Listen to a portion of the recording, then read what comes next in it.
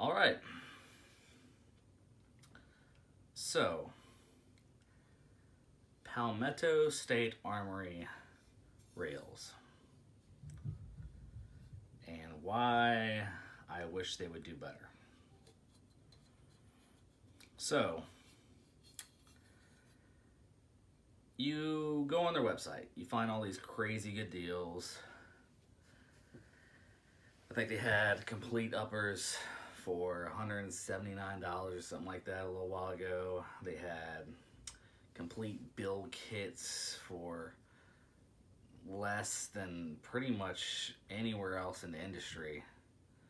They had their premium series for $300 or $200 and something dollars, which is ridiculous because their barrels are top of the line, FN made, great stuff. But I almost wish they just gave you the parts, because this is, in my taste, a waste of metal. Now, as you see, this has had a little bit of abuse because I was trying to fix it, or attempt to, and I came to find it has a systemic flaw, which cannot be fixed. Alright, so this is a 15-inch MLOK rail, made in USA, has the Palmetto State Armory stamp on it, right there, and it's not T-marked. It weighs in at 13.9 ounces for the rail, 16.68 for everything together, including the barrel nut. And the barrel nut by itself is 2.75 ounces.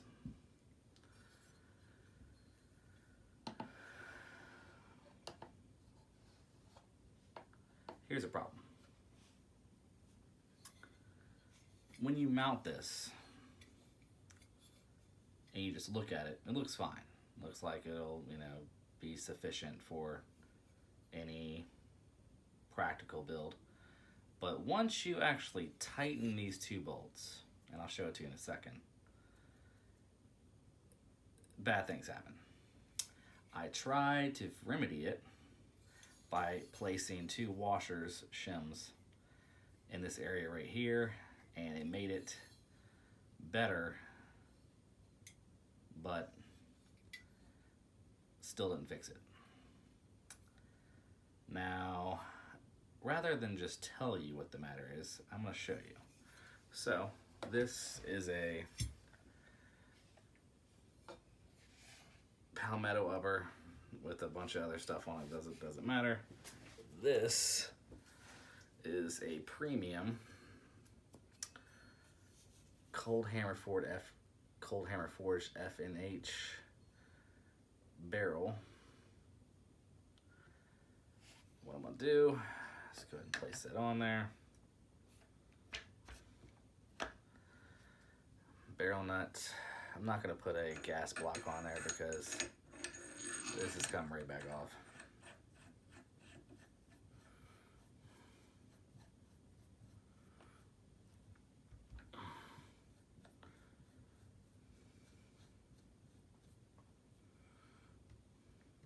Just hand tighten it, nothing special.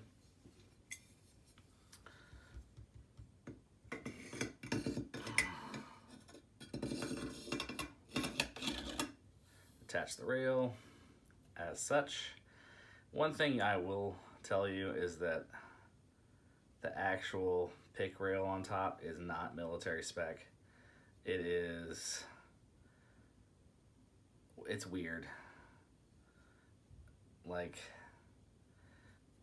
it's a little bit higher, and it seems like the cuts on the side are not as steep as they should be, but that really doesn't matter. I actually did mount some stuff in it. That seemed to work fine. I'm going to use a 5mm, I believe, to tighten these up. And it is flush, even though you can leave some space, but this is the surefire way to show you what I'm saying. Because if you leave space, it's actually going to be a bit worse. This is just hand tight, by the way. Nothing special.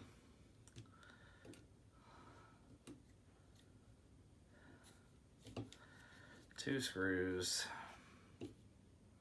hand tight, and lo and behold,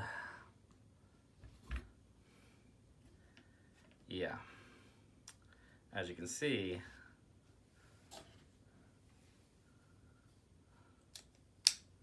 the spacing right here is not equivalent to the spacing up here. I am aware that there's a rail and a gap, but even if you close that gap off to like right here, it is clearly bent. And if you look at the entire thing, it goes like this. And when I looked at it, I was like, why is it doing that? And when you tighten right here, the problem is that instead of just tightening this material, it's actually contorting the entire rail. So it's pulling this metal in, which is pushing that up. And it does affect accuracy, because I switched this rail out for a UTG Pro, and it went from a 4 MOA shooter, not consistent, to a 1 MOA shooter with the same round. And I could tell that there was some irregularities with its harmonics, because even with these little tabs here, it's still rotated. And I want to show you something else, because people think that free floated reels are actually free floated. Well, they're more free floated than having a front sight post and like a car drop-in quad rail or something like that. What you'll notice is that the metal right here, ooh, use this. The metal right here is thinner than right here. And that's the reason why I said the top rail is a little weird, is because it's actually slanted to the left on top. I have seen other PSA rails that don't have this problem. I've also seen ones that have worse problems, where some of the metal around here is so rough that it will cut your hand, or that it's actually really seems to be this left hand side. It's really, it almost like really thin. Like I thought it was gonna break if you tighten like a front sight on it or something like that. But like I was saying before, free floated rails are not actually free floated. The barrel attaches to the upper receiver, but it is secured by the barrel nut. The handguard, free for the rail, is secured via that same nut, meaning that when you put pressure to this, it puts pressure to this, pretty much contorting the barrel a little bit. Now it's minute, it's not a whole lot, but it is there, and it upset me a little bit when I looked at this barrel nut, because it is heavier than what it should be. And when I looked in the pictures, I was like, oh, that's a decent barrel. That's a good size. Like but it's not good. For what it is, they could have done something a lot better, because this weighs, like I said before, piece of junk.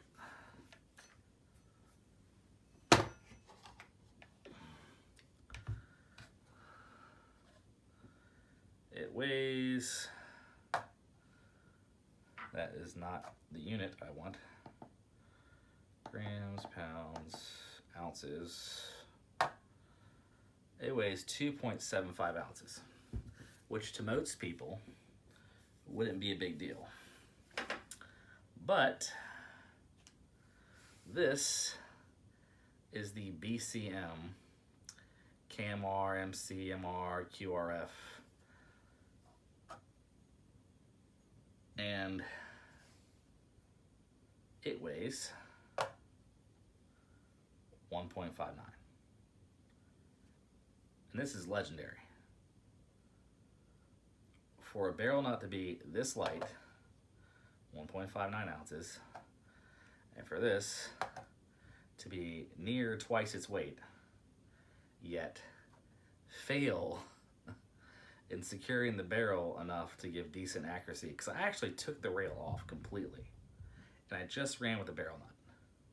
I was like, maybe the rail is just throwing, it did a little bit better, but I used a Magwell block as my bipod.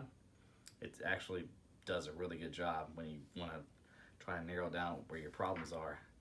This was giving me some real issues. And I think it has to do with the surface areas on this that are touching the actual barrel outside of the threads.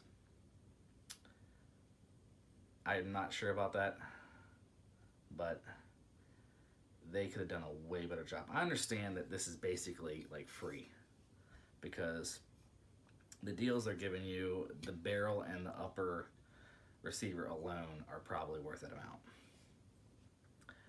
But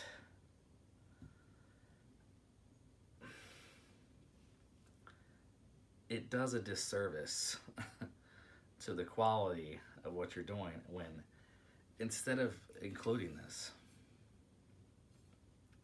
just have a barrel inserted with a simple barrel nut, maybe even the simple ones used on M4s. I think I have one, yeah, like one of these.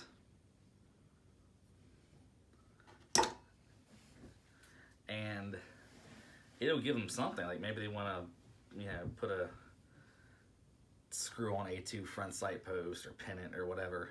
You can, I mean, I wouldn't even care if you pin the damn thing. I just don't want this. And honestly, any rail I see now with this attachment system, I stay away from. Like, this really left a bad taste in my mouth. And they could cut costs way down, because most people are going to replace this. Like, that know what they're doing. This is going, like, in the trash immediately. Like, you're going to start driving fence posts in with it or something like that.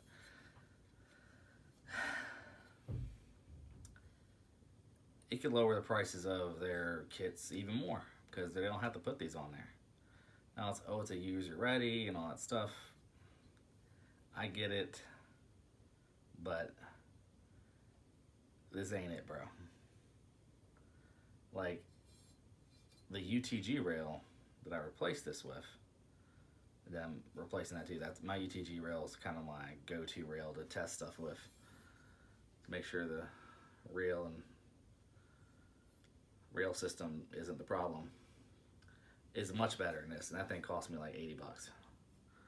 Like, they could just use that and it'd be much better.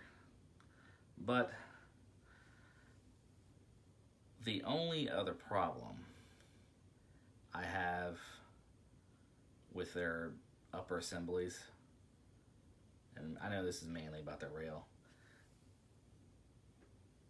is the flash hiders they give. And it's not that this type is a problem, it's that they're always canted. Every single time. I've ordered like 5 uppers from Palmetto, and I've seen many, many more that are in a local LGS. They're always canted.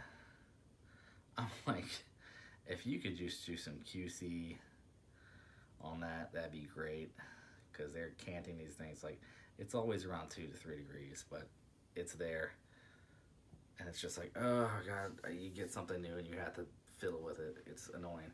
Now, the upper receiver is amazing.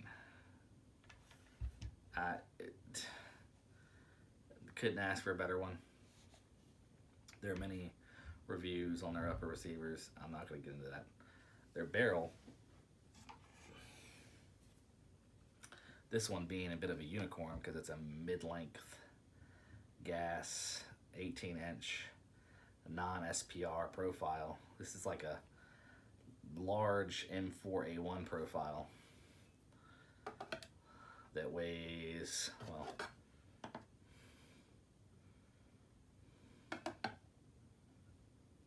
.26. Is that correct?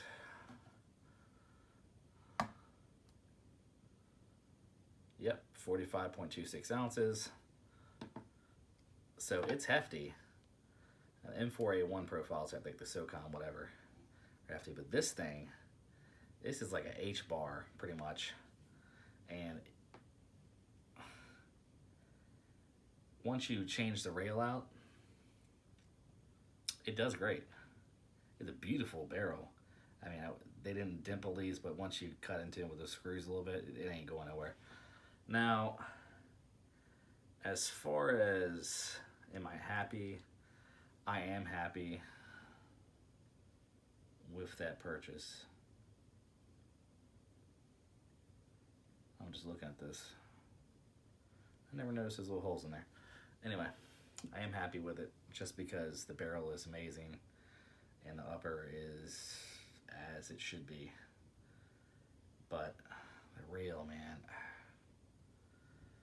God, leaves more to be desired. And I love Palmetto. They're my favorite AR-15 distributor, period. And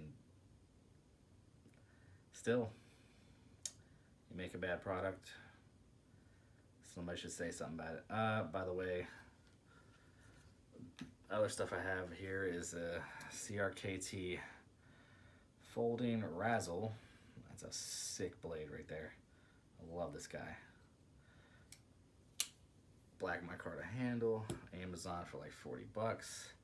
This is a G17 Gen 4 with an O-like Valkyrie Mini 2, PL Mini 2 I should say. Loaded with FMJs.